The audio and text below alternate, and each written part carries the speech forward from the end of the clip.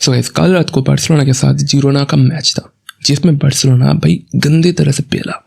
वो तो हम किसी तरह से बच गए। अगर लास्ट के कुछ मैचेस की हमारी बात करें जो इसी तरह से हमारा चल रहा है, पीएसजी के अगेंस्ट हमने 2-1 का लॉस लिया, उसके बाद सेविल्ला के अगेंस्ट हमने 4-1 का लॉस लिया, एंड कल हम जैसे तैसे पेलने से बच गया।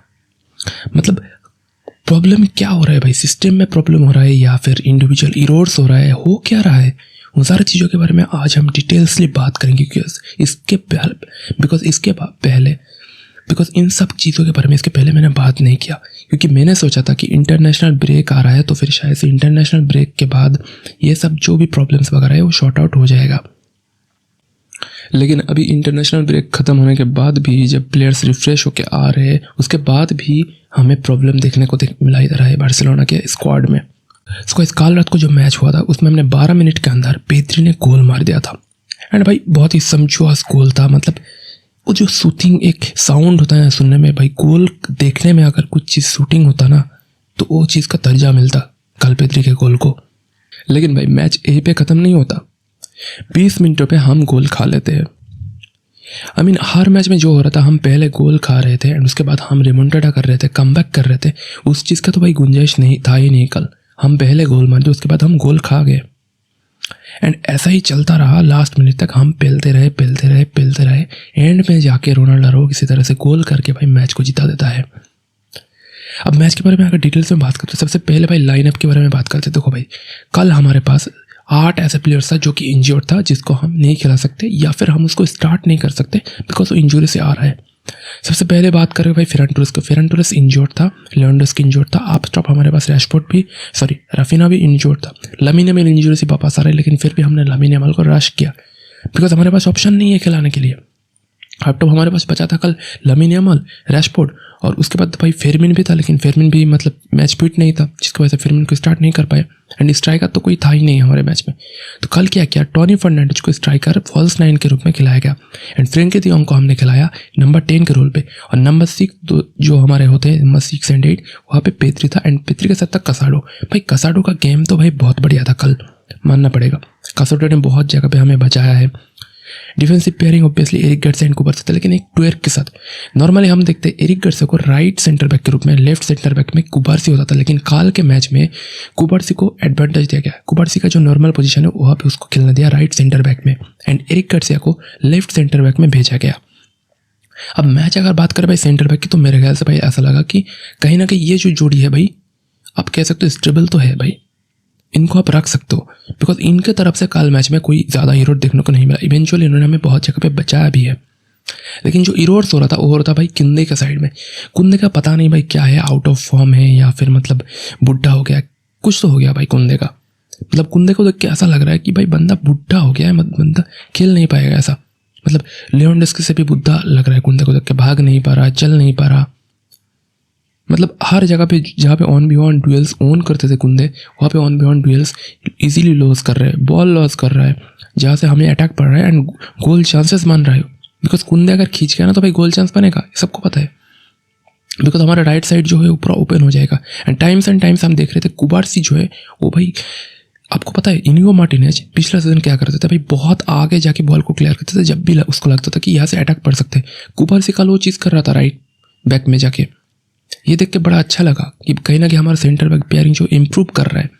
लेकिन बात वही है कि भाई सेंटर बैक हम लोग बहुत ज़्यादा रिशफल कर रहे हैं, जिसके चलते भाई वो लोग अपने आपस में समझ में उसको दिक्कत हो रहा है। कभी हम अराओ को खेला रहे, कभी कुबार्सी को खेला रहे, कभी एरिक गार्सिया, तो फिर कभी क्रिश्चियन बॉयसन। तो ऐसे तो नहीं होगा, परमानेंट एक स्क्वाड होना चाहिए हमारे पास। अगर मिडफील्ड की बात करें तो भाई मिडफील्ड कल आप कह सकते हो कहीं ना कहीं एक तरफ से मतलब परफेक्ट मिडफील्ड था। हमारे पास एक नंबर 10 था, हमारे पास एक नंबर 6 था, हमारे पास एक नंबर 8 था। लेकिन दिक्कत क्या था पता है, हमारे नंबर 10 पेद्री जो है वो नंबर 8 पोजीशन में खेल रहा है। हमारा जो नंबर 8 है फ्रेंकी डी जॉन्ग वो नंबर 10 पोजीशन में खेल रहा है, एंड हमारा जो नंबर 6 है नंबर 6 में खेल रहा है। लेकिन भाई कसाडो, आप कह सकते हो कि गेम टाइम उतना नहीं मिला, ऐसा तो कसाडो का नहीं है, गेम टाइम तो बहुत मिला कसाडो का। लेकिन ये जो स्क्वाड है इसके साथ चेल अप होने में टाइम लगेगा कसाडो को, क्योंकि इस सीज़न में शायद से पहला ही स्टार्ट मिला बंदे को, इसके पहले स्टार्ट नहीं मिला था। एंड पहला ही 45 मिनट तो नहीं भाई, मतलब लास्ट तक 60 मिनट तक खेला कसाडो, अच्छा खेला भाई ऑनेस्टली। टोनी फर्नांडिस क्या कर पाते, नंबर 9 रोल पे तो भाई टोनी फर्नांडिस नहीं खेलने वाला नहीं है ना, तो बेसिक तो दिक्कत होगा कुछ। अब मैच की अगर बात करें, मैच में क्या दिक्कत हो रहा था हमें सिस्टमेटिकली, देखो भाई सिस्टमेटिकली सेम वही दिक्कत हमें अभी भी हो रहा है। हमारे इंटेंसिटी जब भी ड्रॉप करता है तभी हम गोल खाते हैं। अब चलो पहला गोल जो हमने खाया उसके बारे में अगर बात करें तो भाई आप टॉप से बॉल जो है हमारे मतलब डिफेंडर के सिर के ऊपर से बॉल आ रहा था, जिसको डिफेंड करना भाई नियर द इम्पॉसिबल था। अब यहाँ पे मैं कहूँगा भाई कासाडो का गोल गलती है, जो गोल हमें खाया ना भाई उसमें पूरा कासाडो का गलती, क्योंकि कासाडो को भाई एक प्लेयर पे जाम करना था, वो जाम्प नहीं किया उस जगह पे। कासाडो अगर उस प्लेयर पे जाम करता तो फिर वो प्लेयर हमारे डिफेंडर के ऊपर से बॉल नहीं निकाल पाते। तो यही गलती हो रहा था, हमें प्रेसिंग इंटेंसिटी से नहीं कर रहे। हमारा प्रेसिंग सिस्टम पता है कैसा है, 90 मिनट है, 90 मिनट प्रेस करे जाओ, ठीक है। लेकिन ऐसा सीन नहीं है जैसे कि पीएसजी का है, पीएसजी के भी हाईलाइन है, पीएसजी के भी प्रेसिंग है, लेकिन वो सिस्टमेटिक प्रेसिंग है।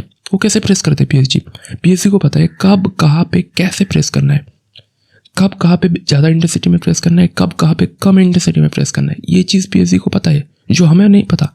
हमारा कोई ट्रिगर ही नहीं है प्रेसिंग करने का कि अभी प्रेस करो, अभी प्रेस मत करो, ऐसा कोई ट्रिगर नहीं है। तो यहीं पे आता है भाई अप टॉप आपके लीडरशिप की। राफीना जब था हमारे टीम में, राफीना भाई कुत्तों जैसे प्रेस कर रहा था। राफीना जब प्रेस करेगा वो हमारे लिए ट्रिगर था। राफीना अगर प्रेस कर रहा है इसका मतलब भाई पूरे टीम को अब चढ़ना पड़ेगा, प्रेस करना पड़ेगा। राफीना जब चुपचाप है ट्रैक बैक कर रहे थे, पूरी टीम ट्रैक बैक करता। वो एक लीडर था भाई सच में। दूसरी तरफ अगर सेंटर बैक की बात करो तो इनिगो मार्टिनेज जब बेसली लीडर था, हमारा जो बैक लाइन है उसको भाई आगे खींचता था, वो खुद बुला के नीचे करता था बैक लाइन को। वो चीज़ हमें कोई अब लीडरशिप क्वालिटी वाले कोई प्लेयर्स हमारे पास अब सेंटर बैक के नहीं है। आप कहोगे आराओ नहीं कर सकता भाई ये सब चीज़। आराओ टेक्निकल प्लेयर ज़्यादा नहीं है, आराओ डिस्ट्रप्टिव प्लेयर है। अब टेक्निकलिटी कौन समझाएगा डिफेंडर्स को। अगर हम अब तक बात करें तो भाई लामिन यामाल अच्छा गेम खेल रहा था, रैशफोर्ड भी अच्छा गेम खेल रहा था। हालांकि रैशफोर्ड ने भाई एक बेहतरीन गोल चांस टैप इन नहीं कर पाया। वहाँ से रैशफोर्ड टैप इन अगर कर देता तो भाई गोल हो जाता, लेकिन रैशफोर्ड ने टैप इन की जगह पे क्या क्या बॉल को क्लियर कर दिया भाई एक डिफेंडर की तरह। हालांकि वो अलग बात है कि लास्ट में हमने रोनाल्डो जो है एक लेवेंडोव्स्की टाइप फिनिश कर दिया। सच में भाई लेवेंडोव्स्की खाली कल कमी देखने को मिले हमें, बिकॉज जिरोना जो है वो एकदम सीट बैक करके खेल रहा था। तो उनके अगेंस्ट अगर हमें बॉल मतलब अंदर घुसाना है तो फिर क्या करना पड़ेगा, सेंटर बैक को आगे खींचना पड़ेगा, जो चीज़ अकेला लेवेंडोव्स्की कर सकते हैं, बिकॉज उसके पास ही वो टारगेट मैन वाला रोल है। अब उस रोल में तो हमारे पास और कोई प्लेयर नहीं है।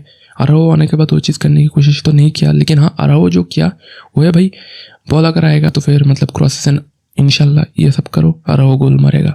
ऐसा सिचुएशन था अराओ के साथ। पेद्री को भी हमने सब कर लिया भाई 60 मिनट में, बिकॉज उसके पास ओवरलोड पड़ रहा था। तो ये सब चीज़ों के चलते भाई अब एक ही बात कहूँगा कि भाई सिस्टमेटिकली हमें प्रेस करना पड़ेगा। हांस फिलिक को ये ट्रिगर करना पड़ेगा कि हमें एक टाइम पर प्रेस करना है। ऐसा नहीं कि भाई रैंडमली कभी भी प्रेस करो, कुछ भी करो, ऐसा नहीं हो सकता। एंड रूनी बागजी का बात करें तो पहले लामिन यामाल को सब करके रूनी बागजी आता है। एंड रूनी बागजी ने भाई अपना गेम तो बनाया है, लेकिन कलेक्टिव एफोर्ट नहीं दे पाए। रूनी बागजी ने अच्छा क्रॉसेस टिविल्ला पास दिया, जिसमें मैंने बताया ऑलरेडी रैशफोर्ड टैप इन नहीं कर पाया, और भी बहुत जगह पे डबल पास करने की कोशिश कर रहे थे बहुत सारे डिफेंडर्स को। एंड रूनी बागजी कहीं ना कैसा लग रहा है भाई गेम में तो आ रहा है, ठीक है, मतलब धीरे धीरे करके। अभी उन बंदे को मैच टाइम चाहिए, मैच शार्पनेस नहीं है। मैच शार्पनेस अगर हो गया ना तो भाई रूनी बागजी फोड़ सकता है राइट विंग में लामिन यामाल की तरह। मतलब उसके जैसा अगर ना हो तो फिर उसका मतलब 50% तो भाई फोड़ेगा। एंड कहीं ना कि हम लामिन यामाल डिपेंडेंसी फिर से देख रहे हैं। एंड फ्रेंकी डी जॉन्ग का अगर बात करें तो भाई फ्रेंकी डी जॉन्ग का गेम भाई बूंद फटता, बेहतरीन गेम था भाई फ्रेंकी डी जॉन्ग का, मानना पड़ेगा। फ्रेंकी डी जॉन्ग ने जो कल खेला भाई पूरे मतलब मिडफील्ड में पेद्री जो हर रोज़ करता है वो कल फ्रेंकी डी जॉन्ग करके दिखाया। एंड मेरे लिए तो भाई man of the match Frenkie de Jong था, नो डाउट। एंड यस अभी भी बार्सिलोना को भाई बहुत कुछ सही करना है। एंड एल क्लासिको जो इंपॉर्टेंट मैच आने वाला है उसमें भाई हम ऐसे बचने वाले नहीं है, बिकॉज जिरोना ने 3 बिग चांसेस क्रिएट किए थे फर्स्ट हाफ में, एंड उन तीनों के तीनों उन्होंने मिस किए। हालांकि उसमें से एक सेजनी का बेहतरीन सेव था और उसके बाद कुबारसी का एक बेहतरीन टैकल था, जिसके चलते हमने गोल नहीं कंसीड किया। लेकिन भाई एम्बापे वगैरह जब आएगा, विनीसियस आएगा, तब ये सब नहीं करेगा। वो लोग तो भाई सीधा गोल मार देगा ना। तो हमें चाहिए भाई एक मतलब इंटेंसिटी। कहीं ना कहीं भाई मैं इसे पॉजिटिव इसलिए लूँगा क्योंकि भाई हमें 3 पॉइंट्स मिल गए जैसे तैसे करके, एंड हम ये मैच विन करें। अगर आपका दिन खराब जा रहा है ना तो लास्ट मोमेंट अगर आप एक विन ले लेते हो तो आपके लिए वो दिन बढ़िया हो जाता है, एंड वहाँ से आपका कॉन्फिडेंस गेन होता है।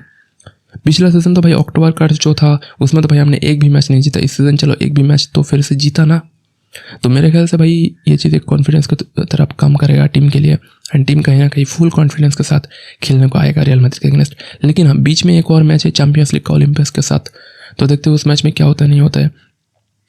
उम्मीद है कि उस मैच में फेरन टोरेस वगैरह रिटर्न करे, आई थिंक राफिना रिटर्न नहीं करेगा, तो देखते हैं। एंड एल क्लासिको में हांसी फ्लिक भी नहीं रहने वाला है, एंड रेड कार्ड किस वजह से हांसी फ्लिक को मिला अभी तक मुझे पता नहीं चला भाई। मतलब उसको पहले एक येलो कार्ड मिला, चलो सही है, उसने रेफरी के डिसीजन से नाखुश था।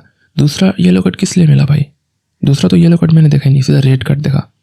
अब पता नहीं भाई क्या हुआ नहीं हुआ एग्जैक्टली तो समझ में नहीं आ रहा है। लेकिन रेफरी ने जो कहा कि भाई पहला येलो कार्ड मिला था क्योंकि वो शाउट कर रहे थे, जबकि हांसी फ्लिक ने कहा कि मैं फ्रेंकी de Jong को बोल रहा था इंटेंसिटी करने के लिए, प्रेस करने के लिए, लेकिन रेफरी को लगा वो उसके ऊपर शाउट था।